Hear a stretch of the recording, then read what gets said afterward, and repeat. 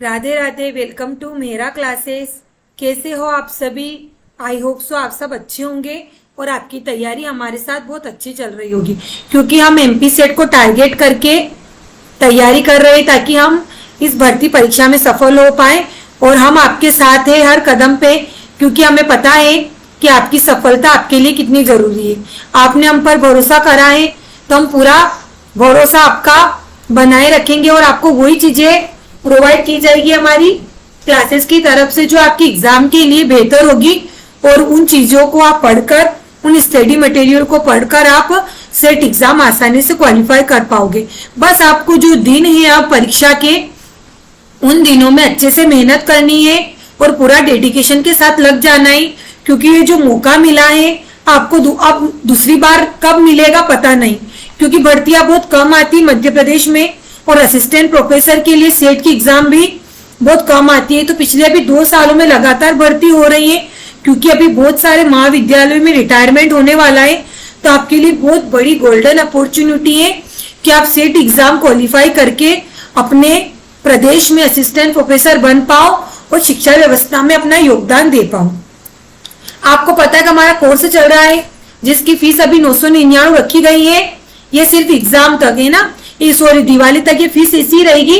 दिवाली बाद इसकी कीमत 2000 हो जाएगी ना, दिवाली तक ये ऑफर है आपके लिए।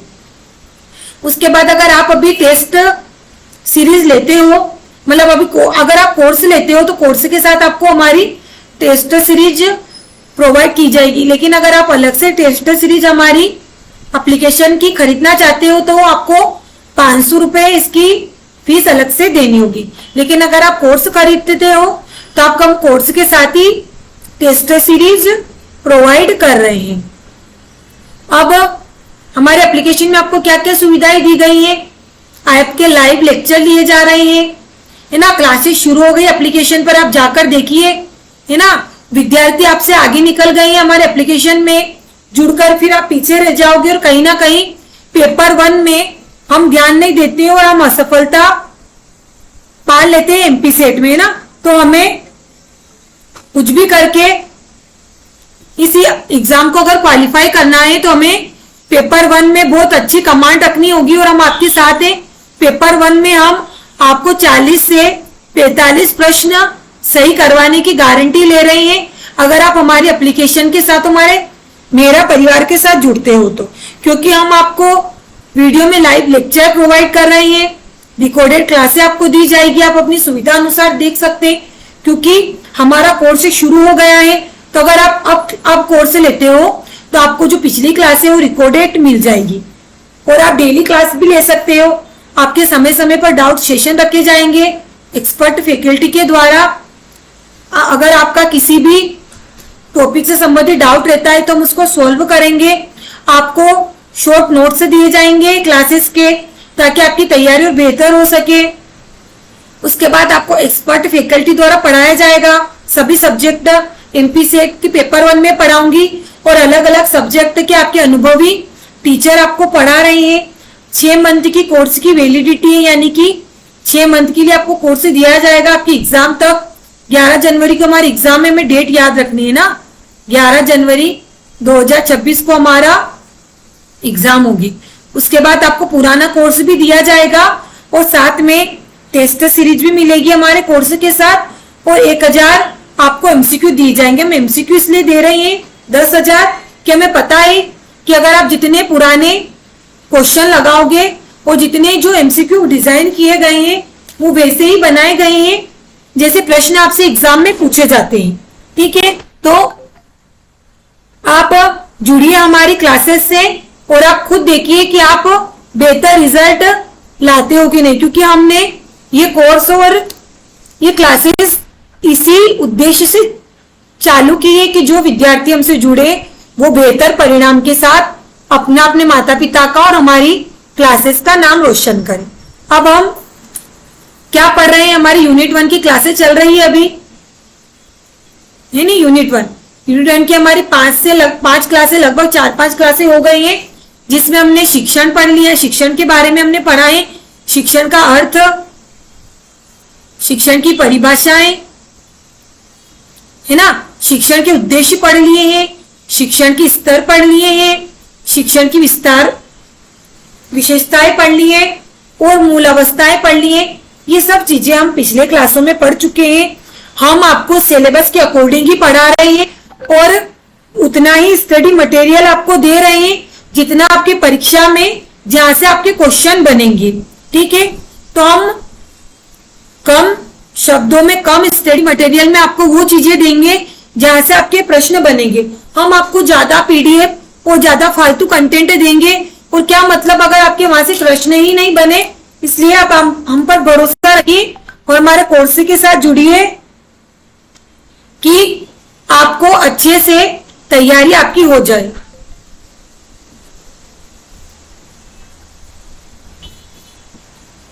ठीक है, तो आप हमारी क्लासेस के साथ जुड़िए ताकि आपकी तैयारी अच्छे से हो जाए। और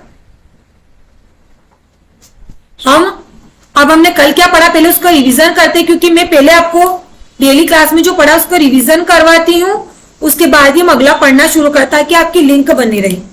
हमने क्या पढ़ा था पिछली क्लास में? हमने पिछली क्लास में शिक्षण की क्या पढ़ा था? हमने शिक्षण की अवस्थाएं,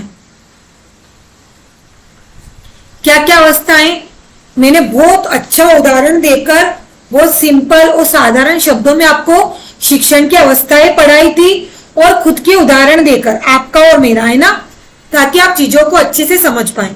तो पहले क्या पढ़ी थी हमने? क्या पढ़ी थी हमने पहले? पूर्व, है ना, पूर्व तत्परता की अवस्था। फिर दूसरी पढ़ी थी हमने पूर्व तत्परता की अवस्था। फिर पढ़ी थी अंतः प्रक्रिया की अवस्था। और अंतिम पढ़ी थी अपने, क्या पढ़ी थी हमने? पूर्व तत्परता की अवस्था, अंतः प्रक्रिया की अवस्था, और फिर क्या पढ़ी थी? आप बताइए क्या पढ़ा था हमने? पूर्व तत्परता की अवस्था पढ़ी, अंतः प्रक्रिया की अवस्था पढ़ी, और फिर क्या पढ़ा था हमने? हमने पढ़ा था तत्परता,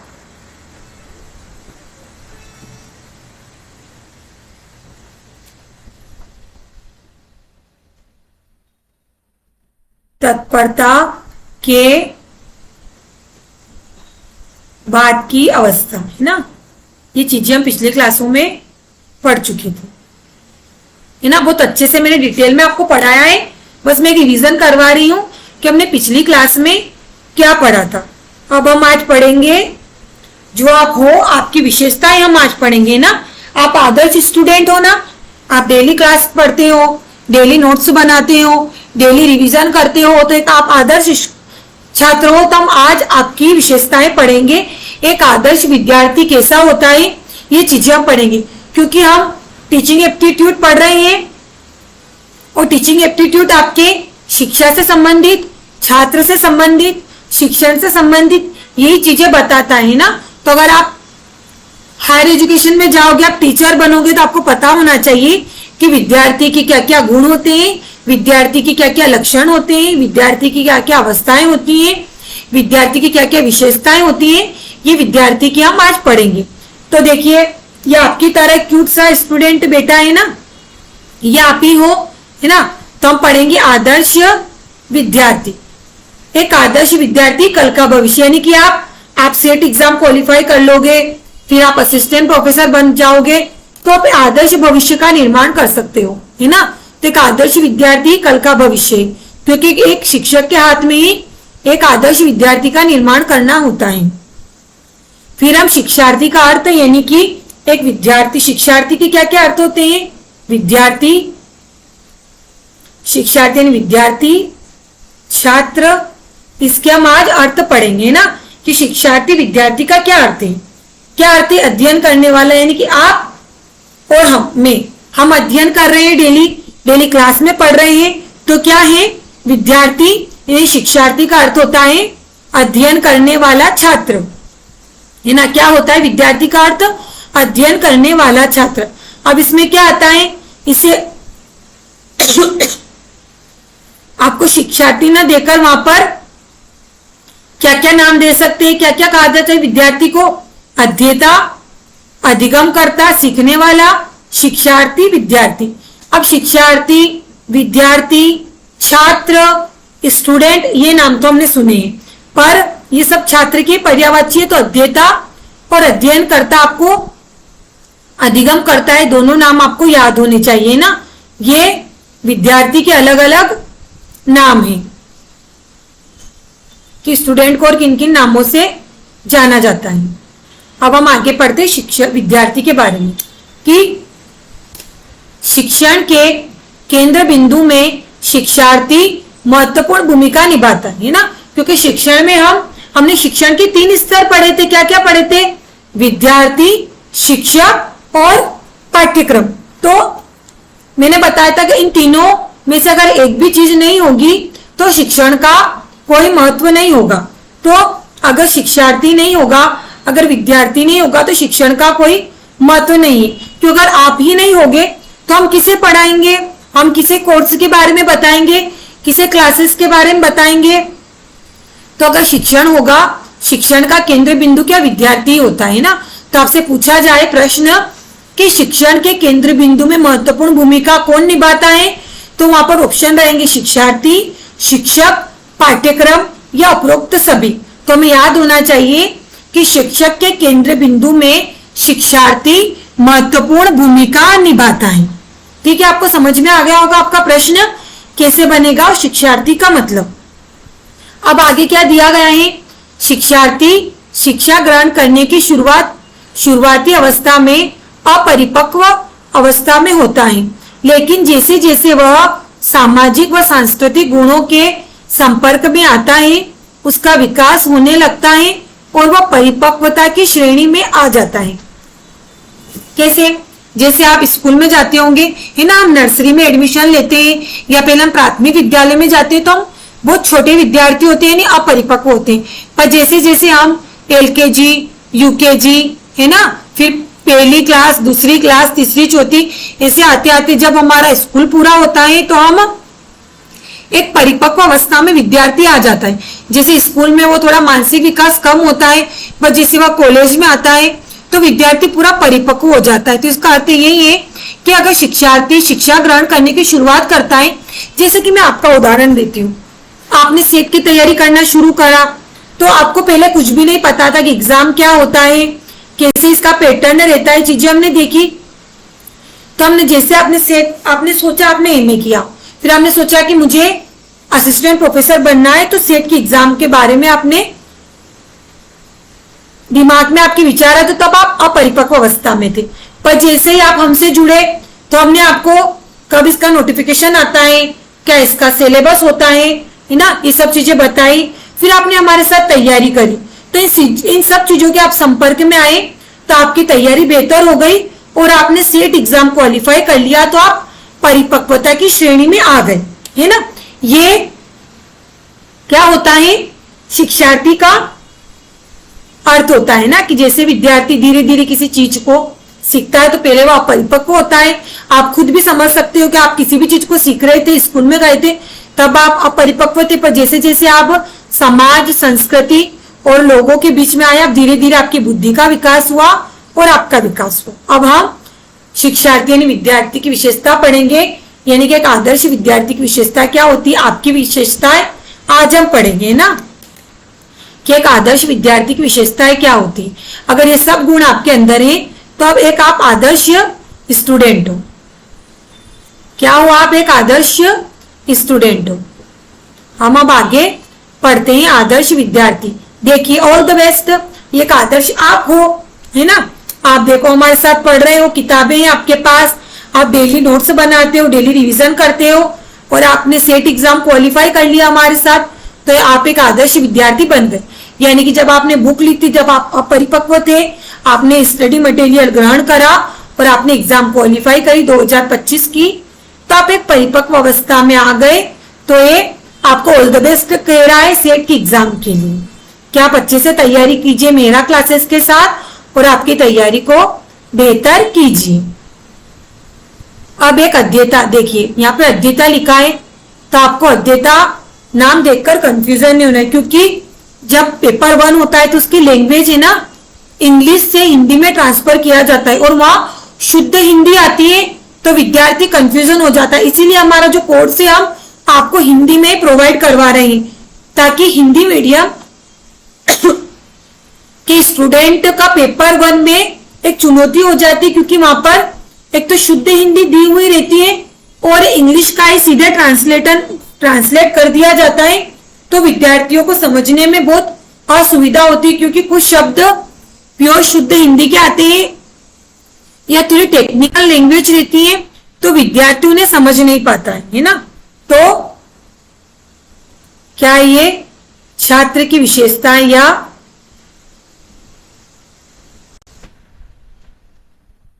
विद्यार्थी की विशेषता है ना।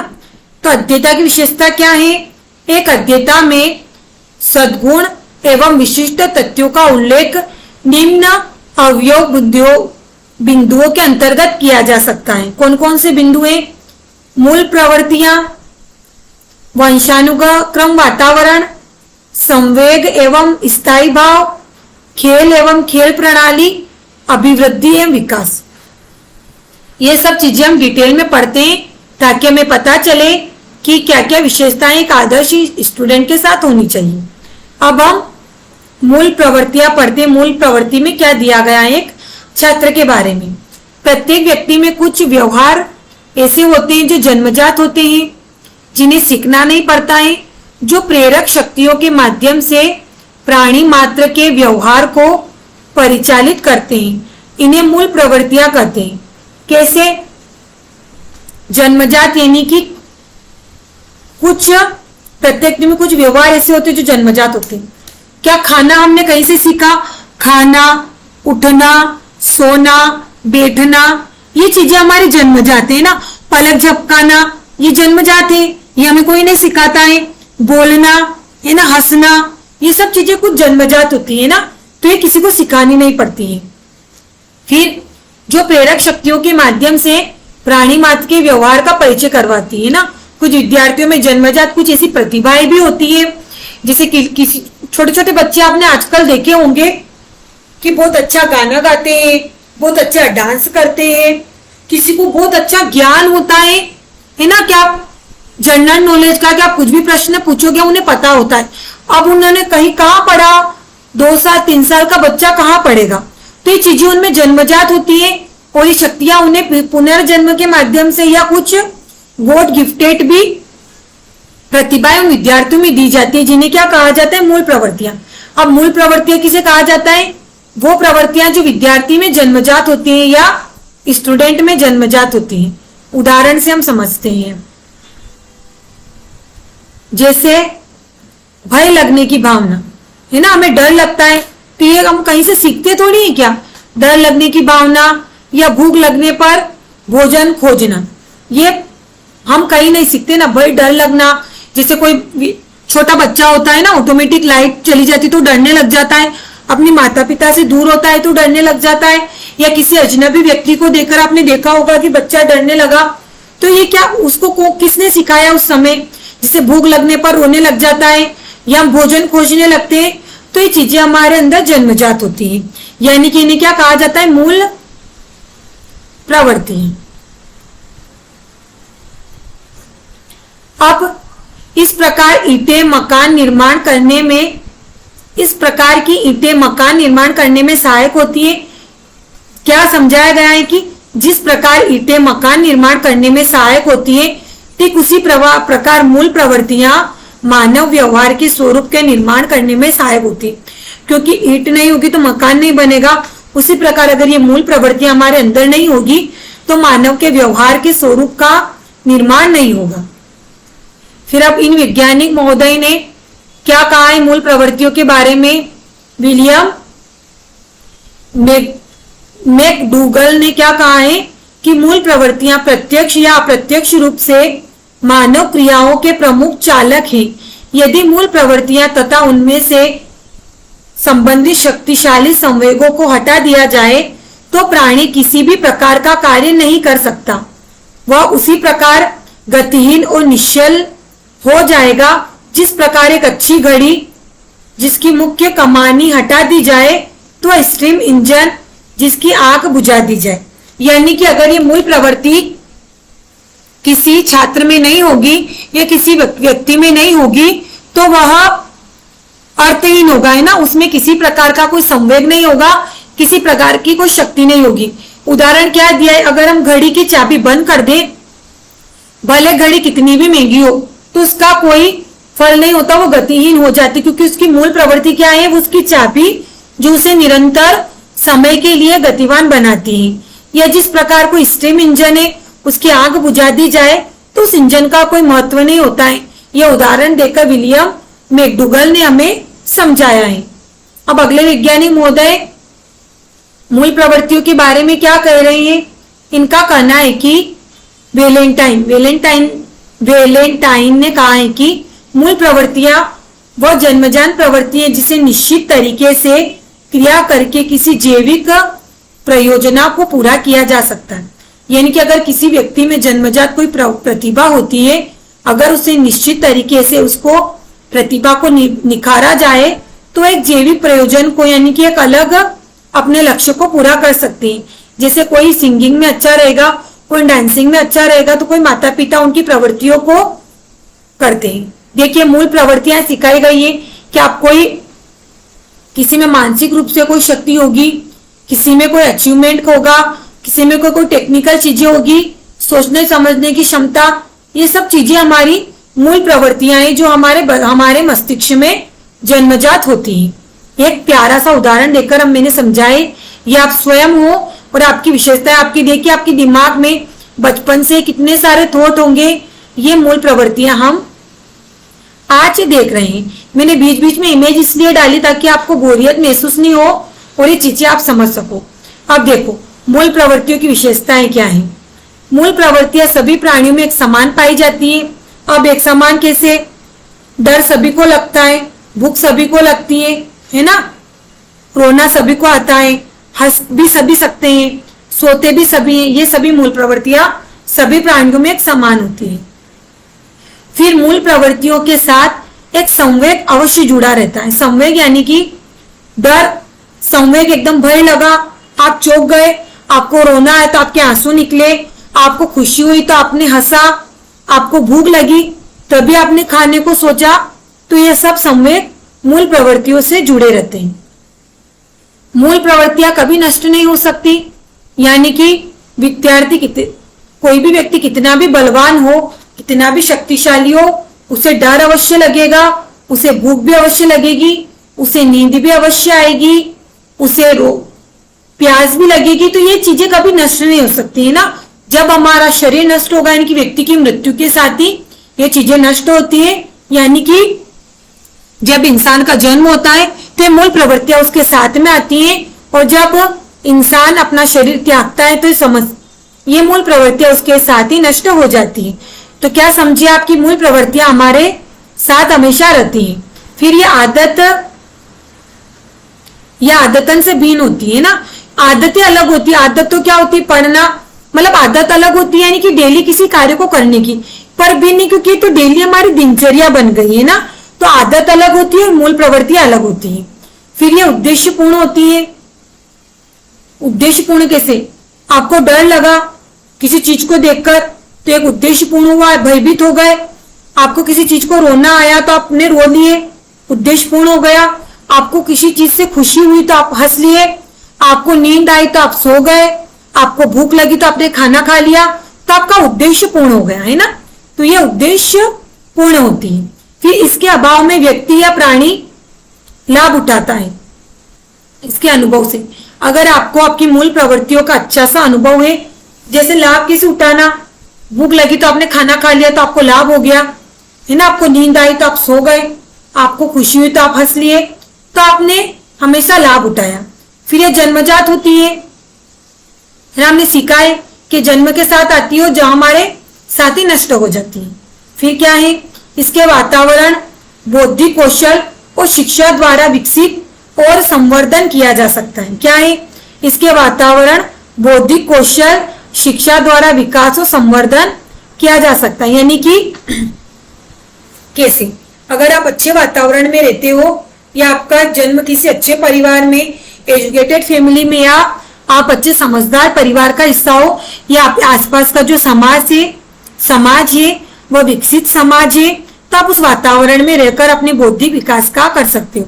बौद्धिक कौशल यानी कि आप में अगर कोई प्रतिभा है और आपकी प्रतिभा को निखारने के लिए आपको कोई प्लेटफॉर्म मिलता है, या आपके माता पिता या कोई आपका शुभचिंतक आपके उस कौशल को निखारने में आपकी मदद करता है, तो ये बौद्धिक कौशल होता है। और शिक्षा के द्वारा की वातावरण, बौद्धिक कौशल और शिक्षा के द्वारा आप आपकी मूल प्रवृत्तियों यानी कि प्रतिभा को निखार सकते हो, है ना। आपको समझ में आ गई होगी मूल प्रवृत्तियां।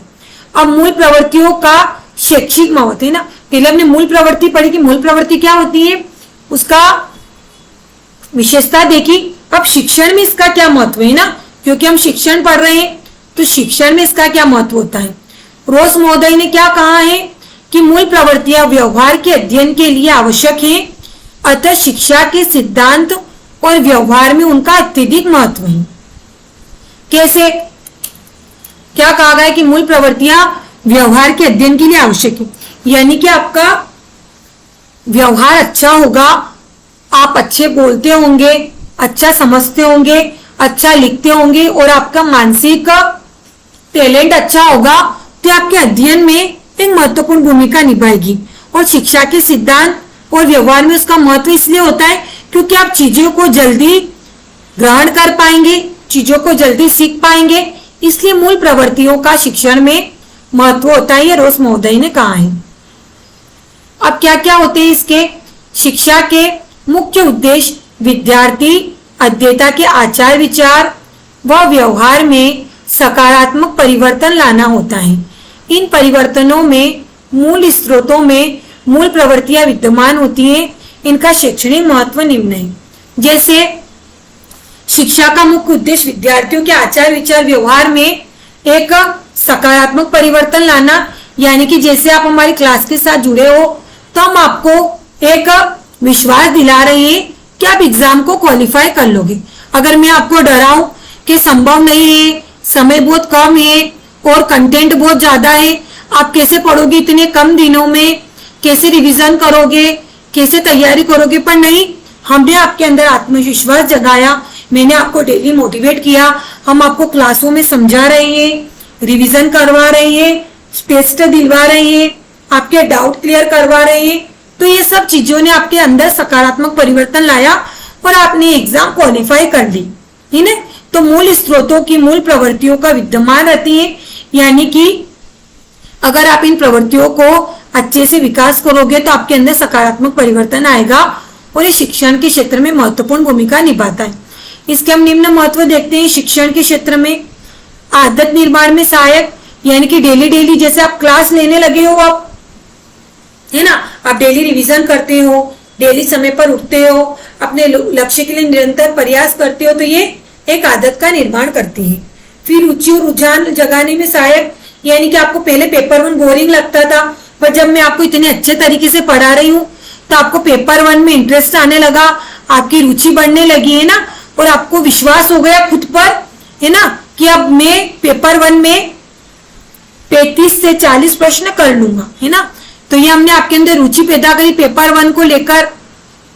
फिर ज्ञानार्जन में सहायता, यानी कि मूल प्रवृत्तियां शिक्षण में, अगर आपकी बुद्धि अच्छी होगी, आप चीजें जल्दी कैच कर पाओगे, तो ये आपके ज्ञानार्जन में सहायता निभाएगी। फिर अनुशासन स्थापित करने में सहायक, यानी कि एक छात्र के जीवन में आपको पता अनुशासन महत्वपूर्ण भूमिका निभाता है। अगर छात्र के अंदर अनुशासन नहीं है तो अपने वो लक्ष्य को कभी हासिल नहीं कर पाता है ना। हमें डेली क्लास लेनी है, डेली नोट्स बनाना है, डेली हम रिवीजन करेंगे, समय पर उठेंगे, है ना, अपने लक्ष्य के लिए डेली प्रयास करेंगे, तो ये शिक्षण हमारी मूल प्रवृत्तियों को अनुशासन में डाल देती है। फिर प्रेरणा देने में सहायक, यानी कि शिक्षण, यानी कि मैं आपको डेली प्रेरणा दे रही हूँ, आपने मुझे देखा कि नहीं, मैम ने भी प्रथम प्रयास में सेट एग्जाम क्वालिफाई कर लिया, नेट एग्जाम क्वालिफाई कर लिया, तो आपके अंदर एक आत्मविश्वास आया, मैं आपके लिए प्रेरणा स्रोत बनी। या कोई भी आपके आसपास कोई होगा जिससे आप अपनी प्रेरणा मानते हैं शिक्षण के द्वारा, तो ये आपकी मूल प्रवृत्तियों में सहायता निभाते हैं। फिर चरित्र विकास में सहायक कि आपके आदर्श चरित्र का निर्माण कैसे हो, ये शिक्षण में मूल प्रवृत्तियों के द्वारा आपको प्रदान किया जाता है। यानी कि एक आदर्श आपका चरित्र होगा तो आप हर जगह आपकी चर्चा होगी, आपको सम्मान दिया जाएगा, आपके स्कूल कॉलेज में आपका मान सम्मान बढ़ेगा, परिवार में आपको इज्जत मिलेगी ना, आप अच्छे से व्यवहार करोगे, अच्छे से बोलोगे, बड़ों का आदर करोगे, अपने गुरुजनों का सम्मान करोगे, अच्छे कपड़े पहनोगे, आपका खान पान अच्छा होगा, अपने बैठने उठने का तरीका, आपने की बोलने का तरीका, ये सब मूल प्रवृत्तियां होती है और शिक्षण आपकी इन मूल प्रवृत्तियों में सुधार कर आदर्श चरित्र का निर्माण करता है। फिर मन को समझने की क्षमता प्रदान करना। मन यानी कि आपकी सोचने, है ना, हमारे मन में ढेरों विचार आते हैं आए दिन में आप करोड़ों विचार आते हैं, तो आप कैसे आपके मानसिक इंद्रियों पर कंट्रोल करो, कैसे आप चीजों को समझो और कैसे आपकी क्षमता का विकास हो, यह शिक्षण के द्वारा प्रदान किया जाता है। फिर क्या है, मूल प्रवृत्तियों की उपयोगिता। क्या मूल प्रवृत्तियों की उपयोगिता है? शिक्षण की दृष्टि से मूल प्रवृत्तियों की निम्न उपयोगिताएं होती है। जिज्ञासा, रचनात्मकता, आत्मस्थापना और सामूहिकता। जिज्ञासा, जैसे हर विद्यार्थी में कुछ ना कुछ चीज सीखने की जिज्ञासा होती है, कुछ ना कुछ पढ़ने की जिज्ञासा होती है। आप किसी टेक्नोलॉजी को देखते हो तो आपके अंदर जिज्ञासा होगी कि कैसे मैं चीजों को सीखूं, कैसे मैं अच्छे से इनका अध्ययन करूं, कैसे मैं इनसे पढ़ाई करूं, है ना। तो ये जिज्ञासाएं हमारी मूल प्रवृत्तियों में चार चांद लगाती है ना। फिर हम आत्मस्थापना यानी कि कैसे आप खुद का विकास कर सकते हो, खुद के आत्मविश्वास को बढ़ा सकते हो, कैसे आप एक सकारात्मक सोच का विकास कर सकते हो, ये शिक्षण के क्षेत्र में मूल प्रवृत्तियों की उपयोगिता होती है। फिर रचनात्मकता यानी कि आपके कौशल का विकास करना, आपको एक अच्छा इंसान बनाना, आपको एक व्यवसायिक रूप से सक्षम बनाना, ताकि आप जिस क्षेत्र में जाओ आप अच्छे से उन्नति कर पाओ। फिर सामूहिकता यानी कि एक समूह में आप खुद को कैसे प्रेजेंट कर पाओगे, वो चीजें यहाँ पर हम मूल प्रवृत्तियों की उपयोगिता शिक्षण के क्षेत्र में होती है। देखिए, ये सब आप बैठे हो, आदर्श विद्यार्थी हो ना, ये आप हो, आप सब पढ़ाई कर रहे हो डेली, तो ये आदर्श स्टूडेंट हैं, इनके अंदर ये मूल प्रवृत्तियां, जैसे आपके अंदर डाउट सेशन होंगे तो आपके अंदर जिज्ञासा होती है कि चीजों को सीखने की, फिर रचनात्मकता होती है, फिर है ना आत्मनिर्माण होता है। फिर एक और क्या पढ़ा था हमने, क्या क्या पढ़ा था, जिज्ञासा, आत्मस्थापना, रचनात्मकता और सामूहिकता, है ना। ये सारी चीजें आप, ये चारों व्यक्ति चारों चीजें आपको सिखा रहे हैं ना, जैसे आप इस चित्र में देख सकते हैं ना। तो एक आदर्श स्टूडेंट है और एक आदर्श विद्यार्थी में मूल प्रवृत्तियों का क्या हो, कैसे आप उनको बेहतर बनाती हैं। अब संवेग और स्थायी भाव, है ना। स्थायी भाव आपने हिंदी में पढ़े होंगे, जब रस पढ़ते हैं तो उन रसों में स्थायी भाव के बिना रस का कोई महत्व नहीं होता। संवेग यानी, अब पहले मैं आपको बताती हूँ कि हायर एजुकेशन में संवेग का क्या अर्थ, क्योंकि हर सब्जेक्ट में इनकी परिभाषाएं बदल जाती। जब आप हिंदी साहित्य पढ़ेंगे तो वह संवेग और स्थायी भाव की परिभाषाएं आपको अलग मिलेगी। तो इधर पेपर 1 में हायर एजुकेशन, ये शिक्षण टीचिंग एप्टीट्यूड में आपको इनकी परिभाषाएं अलग मिलेगी, क्योंकि लैंग्वेज चेंज हो जाती है। तो इसमें इमोशन, संवेग को क्या कहा जाता है, इमोशन, आपकी भावनाएं, है ना, ये संवेग को कहा जाता है। जैसे हंसना, रोना, डरना, ये सब हमारे इमोशंस होते हैं। प्रत्येक व्यक्ति अपने दैनिक जीवन में सुख, दुख, भय, क्रोध, प्रेम, ईर्ष्या, घृणा आदि अनुभव करता है, और इन अनुभवों से मन में जो भाव उत्पन्न होते हैं उनसे मानसिक और शारीरिक परिवर्तन होता है। इन भावों को ही मनोवैज्ञानिक भाषा में संवेग कहा गया है ना। मनोवैज्ञानिक भाषा में क्या कहा गया है, संवेग कहा गया है। और मानव के सामाजिक व व्यक्तित्व विकास में संवेगों का योगदान होता है। संवेग निम्न 2 प्रकार के होते हैं, पर पहले मैं आपको संवेग का समझा देती हूँ कि मनोविज्ञान में संवेग की क्या परिभाषा है। क्योंकि हम ये चीजें इसलिए पढ़ रहे हैं क्योंकि आप जब वो प्रोफेसर बनोगे तो आपके सामने भिन्न भिन्न प्रकार के छात्र आएंगे। तो ये चीजें आपको बताएगी कि किस छात्र का क्या स्वभाव है और आपको उन छात्रों को कैसे हैंडल करना है, कैसे उन चीजों को समझाना है। इसलिए आपके चैप्टर दिया गया है कि आप एक स्टूडेंट को भली भांति समझ सके। तो जब सुख दुख भय क्रोध प्रेम ईर्ष्या घृणा आदि जब हम अनुभव करते हैं तो ये अनुभव से हमारे मन और भाव उत्पन्न होते हैं और ये मानसिक और शारीरिक परिवर्तन होता है। क्योंकि जब दुखी होते हैं तो हमारा पूरा मानसिक रूप से हम कमजोर हो जाते हैं। जब हम खुश होते हैं तो पॉजिटिव शक्ति आती है ना, तो मानसिक रूप से बहुत बलवान हो जाते हैं, है ना। और भय डर लगता है तो आप शारीरिक रूप से कमजोर हो जाते हैं। जब आप क्रोध आता है तो आप देखना आपके अंदर अलग ही हार्मोन विकसित हो गए ना, घृणा में ईर्ष्या में। तो ये सब चीजें हमारे शारीरिक और मानसिक स्वभाव में परिवर्तन करती है।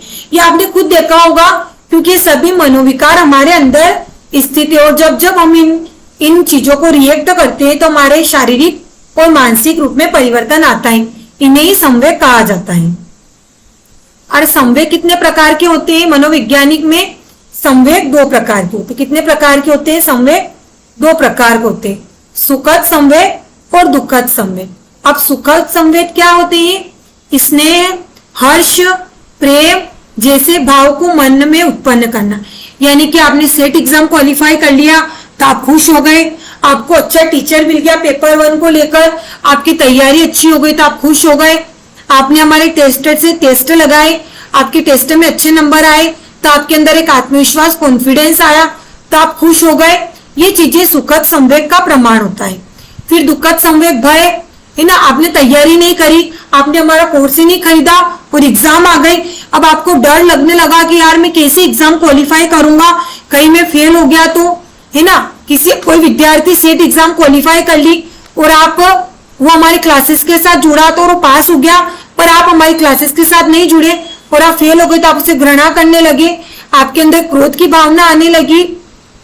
अगर आप हमसे नहीं जुड़ोगे, है ना, और आप किसी कारणवश असफल हो गई परीक्षाओं में तो आप निराश हो जाओगे। तो इन सभी कारणों से आपके अंदर दुखद संवेग उत्पन्न होता है ना। अब रोस ने दुखद संवेग की अवस्थाओं के बारे में क्या कहा है हम देखते हैं। इन्होंने कहा है रोस महोदय ने कि संवेग चेतना की वह अवस्थाएं जिसमें भावनात्मक तत्व की प्रधानता होती है। नहीं, हमारी भावना संवेग में महत्वपूर्ण भूमिका निभाएगी। अगर हमारे अंदर ये भाव ही नहीं होंगे तो मुझे लगता है कि वो इंसान निर्जीव है। अगर ये भाव एक इंसान के अंदर होना जरूरी है, अगर ये सारे भाव आपके अंदर है तो एक आप सामान्य इंसान हो। लेकिन आपके अंदर अगर ये संवेग नहीं है तो आप सोच लीजिए कि आपको इलाज करवाने की जरूरत है, क्योंकि आप एक परफेक्ट इंसान नहीं हो। एक परफेक्ट मानव वही होता है जिसके अंदर सुखद संवेग भी और दुखद संवेग भी और समय समय पर वो इन चीजों को रिएक्ट भी करे, तभी हम एक मानव के रूप में खुद को समझेंगे। फिर वुडवर्थ ने क्या कहा है? संवेग व्यक्ति की उद्यमशील उत्तेजित दशा होती है। क्या होती है? संवेग व्यक्ति की उत्तेजित दशा होती है। उत्तेजित दशा कैसे? हमें डर लगा, हमें भय लगा, हमें घृणा हुई, हमें क्रोध आया, हम निराश हुए तो हमने रिएक्ट किया, है ना, उत्तेजित हो गए। उसी तरह अगर आप पास हो गए तो आप खुशी मनाओगे, आप हर्ष उल्लास से मनाओगे, तो आपके अंदर जिज्ञासा उत्तेजना है, अपने दौड़ने कूदने खेलने लग जाओगे और आप साथ में आसमान पर उड़ने लग जाओगे। क्योंकि जब मेरा रिजल्ट आया था तो मेरी फीलिंग भी उस समय में भी एक सुखद संवेग का अनुभव कर रही थी ना। तो मैंने बताया कि उत्तेजन की दशा में आप चले जाते हो। फिर मैकडूगल ने क्या कहा है? संवेग मूल प्रवृत्ति का केंद्रीय अपरिवर्तनशील तथा आवश्यक पहलू होता है। क्या कहा है? संवेग मूल प्रवृत्तियों का केंद्रीय तथा अपरिवर्तनशील आवश्यक पहलू होता है, क्योंकि बिना संवेग के मूल प्रवृत्तियों का कोई अर्थ नहीं होता है, इसलिए इसे अपरिवर्तनशील आवश्यक पहलू कहा गया है। अब संवेग की विशेषताएं क्या है? संवेग की व्यापकता विकास के सभी स्तरों में तथा सभी जीवित प्राणियों में संवेग होता है। शारीरिक परिवर्तन, संवेगात्मक अनुभव के दौरान प्राणियों में अनेक शारीरिक परिवर्तन होते हैं, जैसे आंतरिक शारीरिक परिवर्तन और बाह्य शारीरिक परिवर्तन। फिर विचार प्रक्रिया का लोप होना, यानी संवेग आने पर हम उचित अनुचित का व्यवहार नहीं कर पाते। ये सब चीजें हमारे संवेग की विशेषताएं, यानी कि विकास की सभी अवस्थाओं के स्तर पर जब हम जीवित प्राणियों में संवेग होता है, यानी कि जैसे जैसे हम बढ़ते हैं हर विद्यार्थी में संवेग होता है, फिर हमारे शारीरिक और मानसिक स्तर में परिवर्तन होता है, तो आंतरिक बाह्य संवेग में परिवर्तन होता है। फिर क्या क्या और क्या क्या विशेषताएं दी है? मूल प्रवृत्तियों से संबंधी यानी संवेगों की उत्पत्ति मूल प्रवृत्तियां होती हैं। फिर क्या कहा गया है? संवेग में क्रियात्मक प्रवृत्तियों की उपस्थिति होती है, यानी कि क्रोध में मुट्ठी बंध जाना, यानी जब हमें क्रोध आता है तो हम खुद को कंट्रोल करने के लिए मुट्ठी को पकड़ लेते हैं, मुट्ठी को बांध लेते हैं, तो ये संवेग की क्रियात्मक प्रवृत्ति उपस्थित होती है ना। फिर संवेगों में स्थानांतरण होता है, यानी कि क्रोधित व्यक्ति को समझने में दुख उसके क्रोध का शिकार हो जाता है, यानी कि जब व्यक्ति क्रोधित होता है तो वह दुखी होने लग जाता है, वो क्रोध में वह दुख का शिकार हो जाता है। सुख या दुख के भाव, तो संवेग में किसी भी स्थूल वस्तु या परिस्थिति के प्रति अभिव्यक्ति किया जाता है और सुख व दुख का भाव उसमें निहित होता है। फिर संवेगों की अस्थिरता, संवेग शीघ्रता से उत्पन्न होते हैं और धीरे धीरे समाप्त हो जाते हैं, यानी कि आपको क्रोध आता है तो धीरे धीरे अस्थिरता यानी कि क्रोध आएगा तो एक समय के बाद तो समाप्त भी हो जाएगा।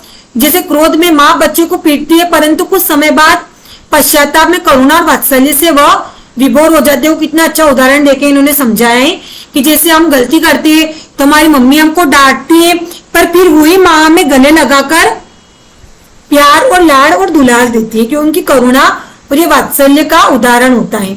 फिर व्यक्तिकता, यानी कि जैसे भिखारी को देखकर एक व्यक्ति में दया का भाव उत्पन्न होता है, वही दूसरे व्यक्ति को क्रोध या घृणा आती है। यानी कि आपने दो व्यक्ति देखे होंगे ना, आप दो दोस्त हो, आपके सामने कोई भिखारी व्यक्ति आया तो एक व्यक्ति के अंदर दया की भावना आई, वही दूसरे व्यक्ति ने बोल दिया कि ये इनके तो यही काम है मांगने की। फिर संवेग का शिक्षा में क्या महत्व है? तो संवेग में शिक्षा का क्या महत्व है? देखिए, अधिगम की प्रक्रिया का संबंध सीधे संवेग से होता है और शिक्षण कार्य सफल माना जाता है यदि विद्यार्थियों का बौद्धिक विकास संवेगात्मक रूप से विचलित हुए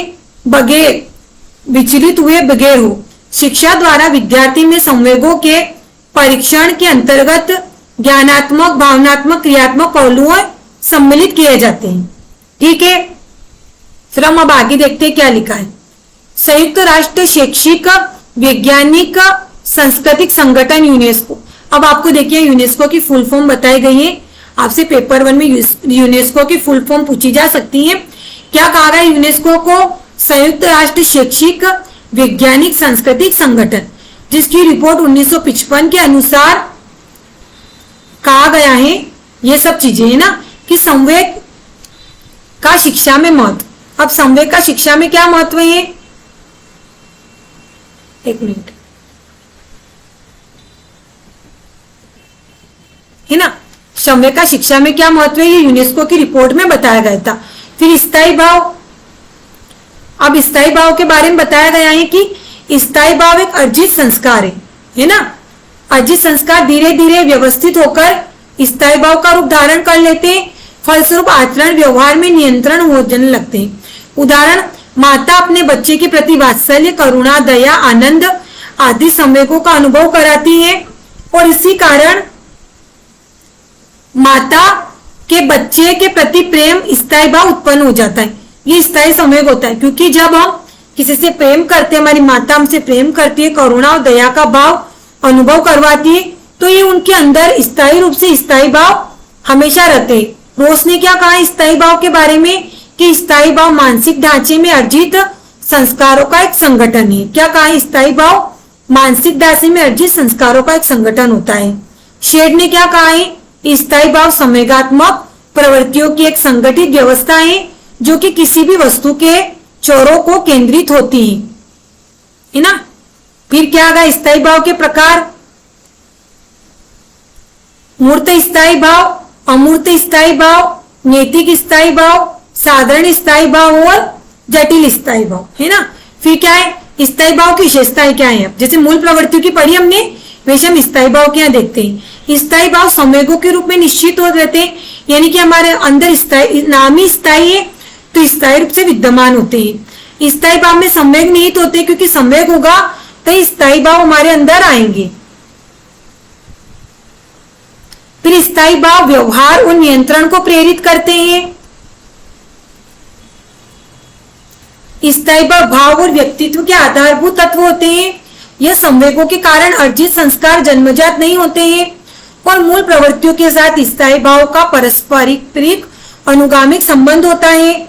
इनका निर्माण विकास अनुभवों के फलस्वरूप होता है। स्थायी भाव चरित्र व्यक्तित्व के विकास को निर्धारित करने में सहायक होते। ये सब स्थायी भाव हमारे शिक्षा में महत्वपूर्ण भूमिका निभाते कि आदर्श विद्यार्थी का निर्माण कैसे किया जाए। अब स्थायी भाव का महत्व है ना, मूल प्रवृत्तियों का महत्व देखा, संवेगों का महत्व देखा, तो स्थायी भाव का शिक्षा में क्या महत्व है। फिर शिक्षण में महत्व, तो शिक्षक और अभिभावक स्थायी भाव को विकसित करके विद्यार्थियों के नैतिक विकास में सहायता करते हैं। शिक्षक द्वारा आत्मसम्मान की स्थायी भाव को विकसित किया जाता है, जाना चाहिए। और स्थायी भाव किसी भी विद्यार्थी या बच्चे के चरित्र के निर्माण में आवश्यक भूमिका निभाते हैं, है ना।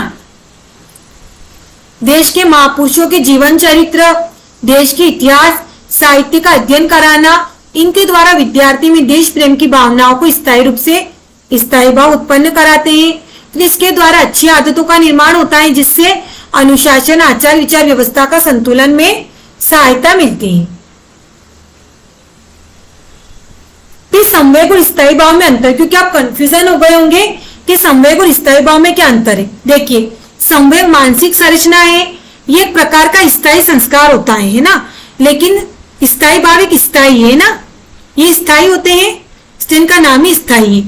पर मानसिक क्रिया में जो अवस्थाएं प्रकृति की होती है, उन्हें अनुभव से कुछ समय के लिए होता है। जैसे क्रोध कुछ समय के लिए आता है, प्रसन्नता कुछ समय के लिए रहती है, पर स्थायी भाव जैसे आप माता का प्यार एक बच्चे के लिए जन्मजात रहता है, हमेशा रहेगा, तो स्थायी रहता है।